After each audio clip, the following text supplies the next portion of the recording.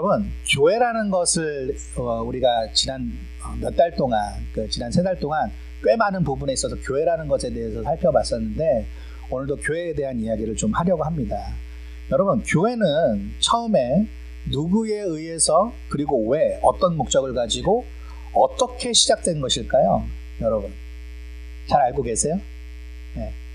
누구에 의해서 시작됐나요? 교회는? 네, 하나님입니다. 두말을 할 것 없이 하나님입니다. 온 우주와 지구와 이 사람이 하나님에 의해서 창조되었습니다. 믿으십니까? 예. 이 세상은 인정하지 않아요. 그렇지만 우리 믿는 자들은, 하나님의 백성들은 하나님께서 온 우주와 이 지구와 우리 자신, 우리가 눈에 보는 이 세상의 모든 만물들을 지으셨다, 창조하셨다라고 우리는 믿습니다. 그런 것처럼 이 교회 역시 하나님의 손으로 만드신 창조물의 결과입니다. 그래서 교회는요, 그 어떤 인간이 아니라 하나님이 시작하신 기관입니다. 오늘 읽은 성경에 보시면 집이라는 단어가 나오고요, 여호와의 집 이렇게 나옵니다. 이것은 오늘날의 교회라고 볼 수 있겠죠. 자, 23절에 보니까 이 집이 어떻게 시작되었다고요? 23절 다시 한번 같이 읽어볼까요? 시작. 이는 여호와께서 행하신 것이요. 자, 건축자가 버린 돌이 있어요. 근데 그 버린 돌이 뭐가 됐습니까? 집의 모퉁이의 머릿돌이 되었어요. 하나님께서 그렇게 교회를 시작하셨다는 것입니다. 자, 그럼 두 번째로 교회는 왜 세워졌을까요? 왜 시작되었을까요? 자, 하나님이, 교회를 시작하신 하나님이 영광 받으시기 위하여서 시작된 줄 믿으시길 바랍니다. 그것이 교회의 목적이에요. 여러분, 교회는요, 소위 공동체라고 부릅니다. 하나님의 백성 공동체요, 자녀 공동체요, 그리스도의 제자 공동체로 교회를 부르고 있습니다. 또는 하늘 가족 공동체라고 부르고 있어요. 우리는 아까도 성찬에서 우리가 되새겼듯이 그 성찬의 떡을 먹고 그 잔을 마시는 우리 모두는요, 그리스도 안에서 그리스도의 피로 가까워졌고 한 권속, 가족이 되었습니다. 그것이 사도 바울의 가르침이었죠. 하나님은 이러한 공동체를 교회라고 부르셨고 이 교회라는 이름으로 묶어두시고 이 공동체를 통하여서 더욱 영광 받으시기를 기뻐하셨어요. 그래서 하나님께서는 교회를 영광 받으시기 위하여서, 자신이 영광 받으시기 위하여서 시작하셨다는 것입니다. 영광 받으신다는 게 뭘까요, 여러분? 이렇게 주일날 나와서 예배하고 찬양하고 그리고 성찬을 떼고 교제를 나누고 서로 사랑하고 섬기는 것, 또 복음을 전파하는 것, 우리의 모든 삶이 바로 하나님께 영광을 돌리는 것이죠. 그래서 그것을 통해서 하나님은 영광을 받으십니다.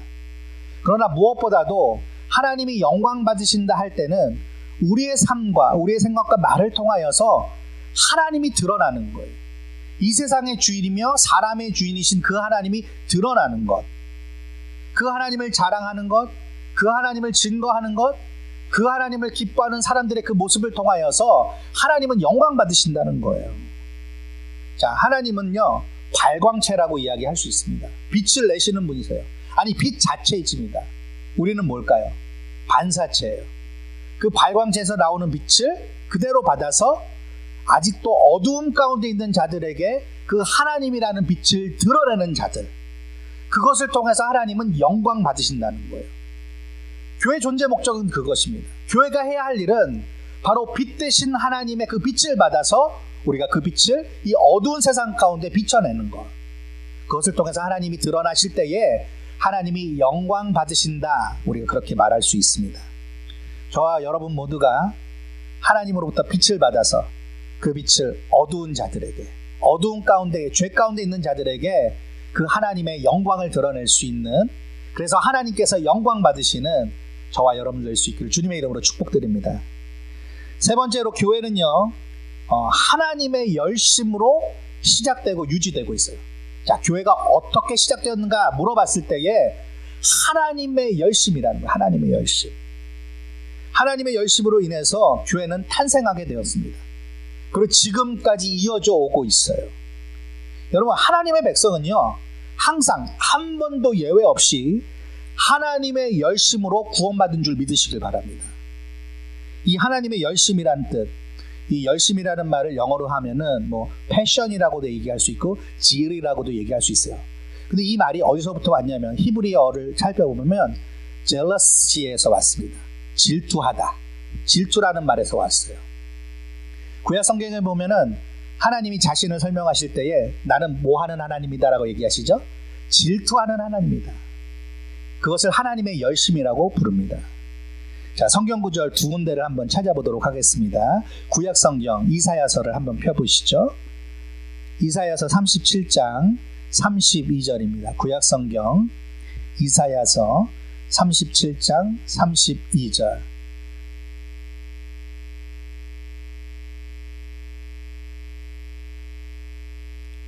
이사야서 37장 32절.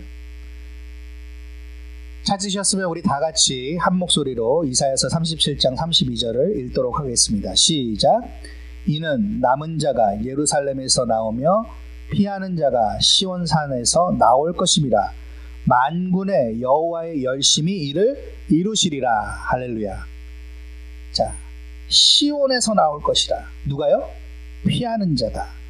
그리고 남은 자가 예루살렘에서 나오며. 근데 이 모든 것을 누가 이루신다고요? 하나님이 이루시는데 하나님의 열심으로, 그 질투하시는 하나님이 그 백성을 사랑하는 마음에서 그들을 구원해내신다는 거예요. 한 구절 더 살펴보도록 하겠습니다. 에스겔서 39장 25절입니다. 에스겔서 39장 25절입니다. 우리 그레이스밸리 교회 성도들께서는 성경책을 가져오시면 좋겠어요. 그래서 주일에 이렇게 성경도 찾아보고 하는 그런 또 즐거움을 누릴 수 있으면 좋겠습니다. 에스겔서 39장 25절.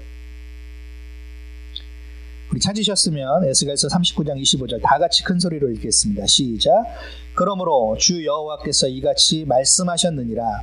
내가 이제 내 거룩한 이름을 위하여 열심을 내어 야곱의 사로잡힌 자를 돌아오게 하며 이스라엘 온 족속에게 사랑을 베풀지라. 할렐루야.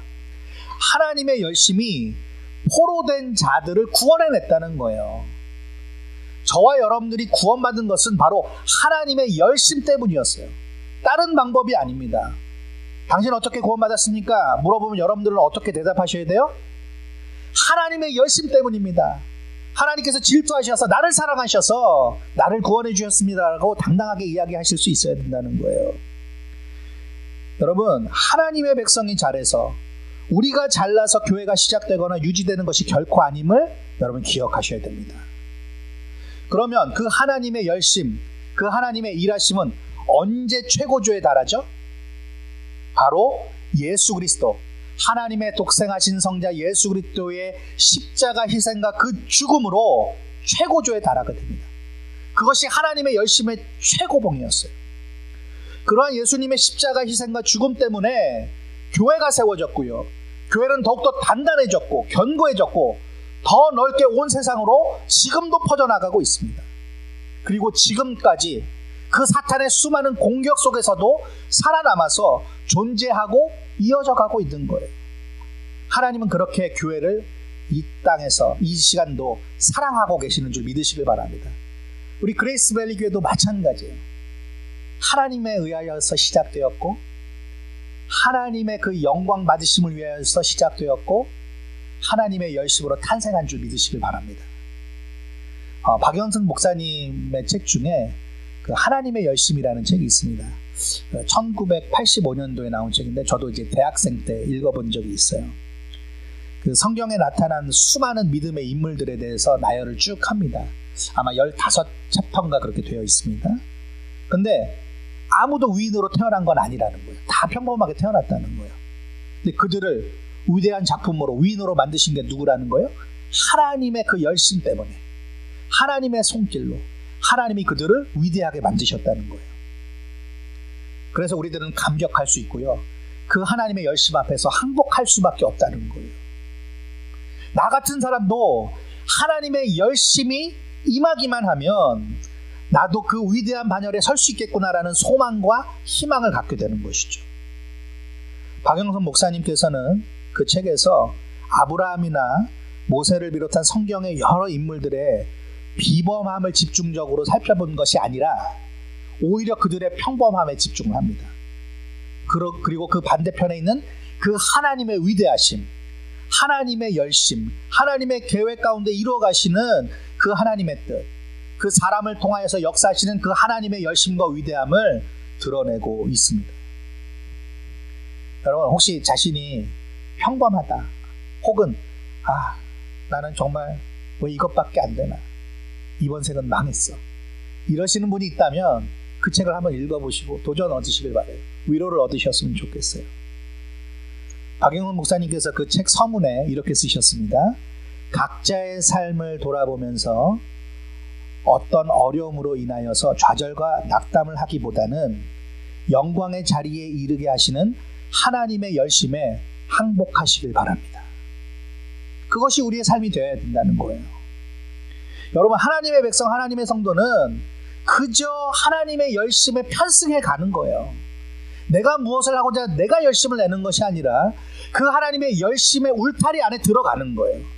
그것이 우리의 삶을 진정으로 형통하게 하고 진정으로 성공하게 만든다는 것입니다. 우리 지난주에는 제가 말씀을 통해서 교회는 서로가 서로의 수고와 섬김을 알아줘야 된다, 존중해주고 존경해줘야 된다, 그렇게 말씀을 드렸잖아요. 근데 하지만 우리가 잊지 말아야 할 것이 있습니다. 그것은 무엇이냐면 사람의 수고와 섬김은 완전하지 않다는 거예요. 그래서 수고하고 섬기는 자들은 자랑할 것이 없어야 된다고 말씀드렸어요. 원래 그 쓰임새가 주님의 수고와 섬김을 드러내는 도구와 통로일 뿐이라고 우리들은 하나님 앞에서 겸손히 고백할 수 있어야 된다는 것입니다. 그것이 교회를 섬기는 저와 여러분들의 모습이어야 된다는 거예요. 교회를 위하시는 하나님의 열심을 자랑해야죠. 그 교회를 위하시는 하나님의 열심을 교회는 항상 먼저 생각해야 된다는 거예요. 저도 앞으로 목회를 하면서 그것을 염두에 두고 살아가려고 그래요. 나의 수고가 아니라, 또 교회를 섬기시는 많은 분들의 수고도 중요하지만 그것보다 훨씬 중요한 것은 무엇이냐면 바로 하나님의 수고요, 하나님의 섬김이요, 하나님의 희생이요, 하나님의 열심인 줄 믿으시길 바랍니다. 그렇게 우리들은 하나님을 드러내는 사람들로 살아가야 돼요. 말씀을 마치겠습니다. 지금도 예수님께서는 이 세상의 모든 교회의 기초가 되어주고 있으십니다. 믿으시죠? 우리 그레이스밸리 교회의 기초도 누구예요? 장성호 목사도 아니고, 우리 장로님들도 아니고, 권사님들도 아니고, 그 누구도 아니에요. 교회의 기초는 오직 누구뿐입니까? 모퉁이의 머릿돌 되시는 예수 그리스도, 우리 하나님 뿐이신 줄 믿으시길 바랍니다. 그림을 한번 보실까요? 건물을 지을 때 반드시 모퉁이 돌이 있어야 됩니다. 모퉁이 돌 없이는 건물을 세울 수가 없습니다. 그리고 건물을 다 지었다고 해서 이제 넌 빠져, 그럴 수 있나요? 그럴 수 없어요. 항상 그 자리에 모퉁이의 머릿돌은 있어야만 합니다. 여러분, 이 그림을 한번 보십시오. 제가 그림을 찾다가 어떻게 이 그림을 발견하게 됐냐면, 우리 아이들 액티비티 할 수 있는 뭐가 있을까 그래서 이걸 찾게 되었는데, 어느 건설 회사의 그 이름이 코너스톤이 있더라고요. 모퉁이가. 그래서 이게 그 회사 홈페이지에 있었습니다. 참 의미 있는 것 같아요. 여러분, 가운데 있는 이 십자가, 우리의 머릿돌이 되시는 주님이 없다면 이 세상의 교회는 아무것도 아니고요, 여러분들의 그 소중하다고 여기는 그 삶도 아무것도 아니고, 돈도 아무것도 아니고, 명예도 아무것도 아니고, 우리가 소중히 여기는 자식도 아무것도 아닌 것이 됩니다. 예수님 위에 세워져 있어야만 교회도 그제서야 온전해지고 우리의 모든 삶도 온전해지는 줄 믿으시길 바랍니다. 자, 그러므로 우리는 언제나 우리를 위해 희생하고 계시는, 지금도 우리를 위하여서 열심을 내시는 그 하나님, 특별히 모퉁이 돌이 되어주시는 예수 그리스도께 감사하며 살아야 돼요. 그럼 구체적으로 어떻게 우리가 하나님 앞에, 또 모퉁이 돌 되시는 예수님 앞에서 감사하며 살 수 있을까? 여러분, 대단한 일이 아닙니다. 언젠가도 말씀드렸지만 우리의 이 평소의 삶, 소소한 삶을 통해서 하나님 앞에 영광 돌리시길 바라요. 날마다 순간마다 예수님을 생각을 하세요. 계속 24시간 7일 내내 하는 게 어렵다면 하루에 10분이라도 시간을 떼어놓아서 내가 주님을 묵상합니다. 내 삶에 들어오셔서 나의 삶에 머릿돌이 되어주신 주님 감사합니다. 내가 어떻게 삶을 살아야 될까요? 말씀하여 주옵소서. 그 주님과의 인격적인 관계를 만들어 나가셔야 돼요. 그러기 위해서는 날마다 성경을 읽으셔야 합니다. 또 기도하셔야 돼요. 부모님들은 자녀와 같이 성경을 읽어주셔야 돼요. 우리 지난주에 우리 부모님들 가져가셔서 우리 자녀들과 성경 말씀 읽었는지 모르겠어요. 그 도표 가져가셔서요, 여러분 자신을 위해서, 여러분의 자녀를 위해서 날마다 성경을 읽으시고 애를 한번 써보시길 바라요. 뿐만 아니라 날마다 예수님처럼 겸손한 마음으로 다른 사람들과 이 세상을 대하시고 사랑해 주시길 바랍니다. 이 세상과 죄인, 내 자신을 품어주신 그 넓은 주님의 마음으로 내가 이 세상을 살아가겠노라 다짐하시고 주님 앞에 지혜와 용기를 구하시길 바라요. 그리고 또한 죄와 유혹에 빠지지 않도록 늘 조심하고 또 주의하는 저와 여러분들이 되었으면 좋겠습니다. 사랑하는 성도 여러분, 그레이스밸리 교회라는 이름으로 이 땅 실리콘밸리 위에 새롭게 교회가 하나님에 의해서, 하나님의 영광을 위해서 하나님의 열심으로 세워졌습니다. 그렇게 3개월을 보내왔습니다.